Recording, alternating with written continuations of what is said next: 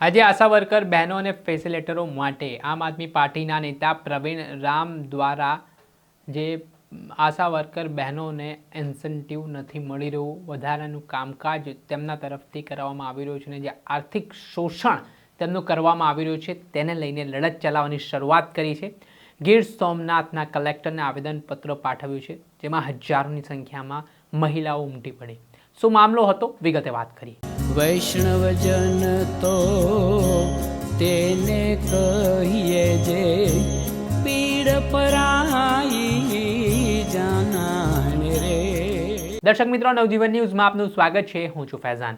વાત કરીએ તો આંગણવાડી બહેનો હોય, આશા વર્કર બહેનો, ફેસિલિટેટરો છેલ્લા ઘણા સમયથી સરકારી તંત્રમાં સેવા આપી રહ્યા છે, ત્યારે અવારનવાર તેમના જે પગાર વધારાના પ્રશ્નને લઈને તેઓ આંદોલન કરતા હોય છે।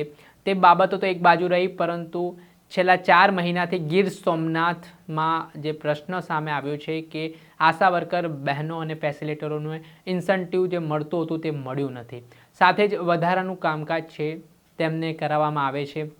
હવે શાળાઓ શરૂ થઈ ગઈ છે, પોલિયો રસીની વાત હોય, તેવા વિવિધ કામો છે તેમને સરકારી ખાતા દ્વારા સોંપવામાં આવે છે, ત્યારે આશા વર્કર બહેનો છે તેઓ કામગીરી છે તેઓ વફાદારીથી કરે પણ છે, પણ જ્યારે ચૂકવણા પૈસાની વાત હોય ત્યારે સરકાર પાછી પાની કરી દેતી હોય છે।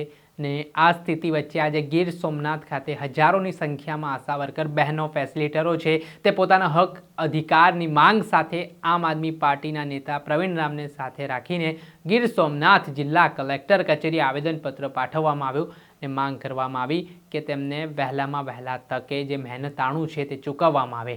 આ મામલે પહેલા આપ નેતા પ્રવીણ રામે શું કહ્યું, કેટલા સમયથી આ સમસ્યાનો સામનો ત્યાંની આશા વર્કર બહેનો કરી રહી છે તે સાંભળો। નમસ્કાર। આજરોજ ગીર સોમનાથ કલેક્ટર કચેરી ખાતે ગીર સોમનાથ જિલ્લાના આશા વર્કર બહેનો અને આશા ફેસિલિટેટર બહેનોના મુદ્દાને લઈને આવેદનપત્ર આપવામાં આવ્યું છે। આમ તો સમગ્ર ગુજરાતમાં ને એમાં પણ ગીર સોમનાથની અંદર મને સમાચાર મળ્યા છે ત્યાં સુધી છેલ્લા 4 કે 5 મહિનાથી જે ઇન્સેન્ટિવ બહેનોને આપવામાં આવે છે એનું ચૂકવણું કરવામાં નથી આવ્યું। સાથે સાથે અમુક કામો જે છે એ બહેનો પાસે કરાવી લેવામાં આવે છે, પણ એમનું વળતર એમને આપવામાં નથી આવતું। PMMVIનું 2023થી ચૂકવણું કરવામાં નથી આવ્યું। અત્યારે પોલિયો આવ્યો છે, પોલિયોની અંદર સૌથી વધારે પોલિયો નાબૂદીની અંદર કોઈનો પણ મહત્તમ ફાળો હોય તો એ આશા વર્કર બહેનો અને ફેસિલિટેટર બહેનોનો છે, પણ એમને એકદમ નજીવું વેતન આપવામાં આવે છે।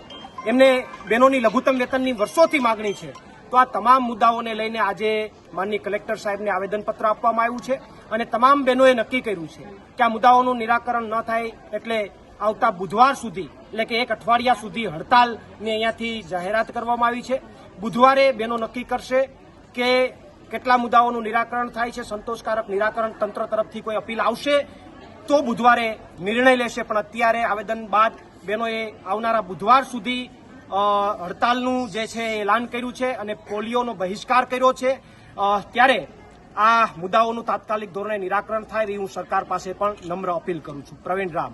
જે આપણે સાંભળ્યા હતા આપ નેતા પ્રવીણ રામ સાથે જ હવે જે આશા વર્કર બહેનો, ફેસિલિટેટરો છે કે જેઓ છેલ્લા કેટલાક મહિનાઓથી સેવા આપવા જઈ રહ્યા છે, પરંતુ તેમને ઇન્સેન્ટિવ સહિત પૂરતા સમય પ્રમાણે પગાર નથી મળતો અને તેના કારણે તેઓને આર્થિક નુકસાનીનો સામનો કરવો પડે છે, આર્થિક ભારણ છે તેમનું ઘરે વધી જાય છે અને હાલ મોંઘવારીનો સમય ચાલી રહ્યો છે, ત્યારે આ પરિસ્થિતિને લઈને શું કહી રહ્યા છે મહિલાઓ, તેમને સાંભળો। રાઠોડ ઘનુબા બોલું છું। આશા વર્કરમાં નવા મંદર PSCમાં આશા વર્કર તરીકે કામ કરું છું અને અમે ગુજરાત સરકારને હાથ જોડીને પ્રણામ કરી છે કે હવે જો અમારો નિરાકરણ લાવો, નકર હવે અમારે તમારાથી અમે હાવ મુક્ત થઈ જવા માંગી છે, કારણ કે અમારી બહેનોની આટલી પરિસ્થિતિ નબળી છે કે 3-3, 4-4 મહિનાથી આ પગાર નથી થયો તો એના બાળકોને ભણવા કેવી રીતે? અટાણે બધાના બાળકો છે એ ઠેલા વગરના જાય છે, તો શું કરવાનું? સરકારને કંઈક તો વિચાર કરવો પડે ને કે બહેનોની પરિસ્થિતિ કેવી છે એમ।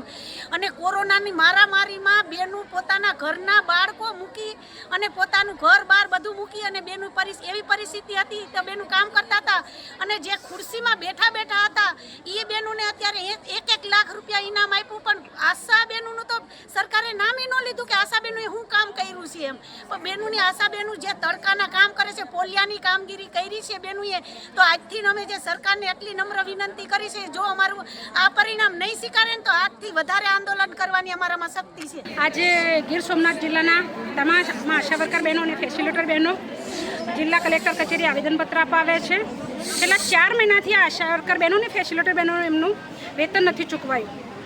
અત્યારે બાળકોની શાળાઓ ખુલી ગઈ છે, ત્યારે સ્કૂલ ફી, પુસ્તકો અને બાળકોના યુનિફોર્મ, બેગ આ બધું જ લાવવા માટે આ બહેનો પાસે પૈસા નથી.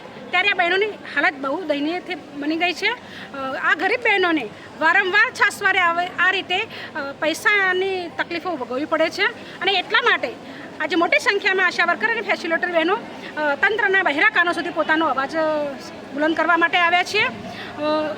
આ બહેનોને વારંવાર આ રીતે કનડગત કરી અને કામગીરી તો રોજે રોજ લેવાય છે, પણ એમના વેતનની સમસ્યા ક્યારેય ચૂકવાતા નથી. એટલા માટે દર મહિને આ બહેનોને વેતન ચૂકવાય એવી મારી માંગણી છે. આગામી સમયમાં પોલિયો આવી રહ્યો છે. 18 થી 20 વર્ષથી આ બધા બહેનોએ ખૂબ જ નિષ્ઠાથી કામગીરી કરી અને પોલિયો નાબૂદ કરાવ્યું. ગુજરાતને પોલિયો મુક્ત કરવાનું શ્રેય આ બહેનોના ફાળે જાય છે. ત્યારે બનવું એવું જોઈતું હતું કે આશા વર્કર અને ફેસિલિટર બહેનોને લઘુત્તમ વેતનની જે એમની વર્ષો જૂની માંગણી છે એ પૂરી કરી અને આ બહેનોને સન્માન આપવું જોઈતું. પરંતુ આ શોષણભરી સરકારે આ બહેનોને હજુ ઇન્સેન્ટિવ પર કામ કરાવે છે. સવારે 7 થી સાંજે 5 વાગ્યા સુધી આ બહેનો ફિલ્ડમાં કામ કરે છે, પરંતુ એમનો ઇન્સેન્ટિવ ફક્ત 100 રૂપિયા. અત્યારે 100 રૂપિયામાં કોઈ મજૂર પણ આખો દિવસ 7 થી 5 સુધી મજૂરી ના કરી શકે. ત્યારે આશા વર્કર બહેનો અને ફેસિલિટર બહેનોની માંગણી એ છે કે આ બહેનોને લઘુત્તમ વેતન પ્રમાણે 300 થી 500 રૂપિયાનું વેતન ચૂકવવામાં આવે. અને જો આ માંગણી પૂરી કરવામાં ના આવે તો આવનારા પોલિયોનો કામગીરીનો આ બહેનો બહિષ્કાર કરી અને હડતાળ કરી રહ્યા છે. જે આપણે સાંભળ્યા હતા વિરોધ કરવા માટે આવેલી મહિલાઓને તેમણે જે સરકાર પર આકરા પ્રહાર કર્યા છે ને આજે કલેક્ટર કચેરી આવેદનપત્ર પાઠવવામાં આવ્યું છે ને જો માંગ નહીં સંતોષાય તો આંદોલનની પણ ચીમકી ઉચ્ચારવામાં આવી છે. દર્શક મિત્રો, આવા જ વિડીયો જોવા માટે તમારી નવજીવન ન્યૂઝ જોતા રહો, લાઈક કરો, શેર કરો.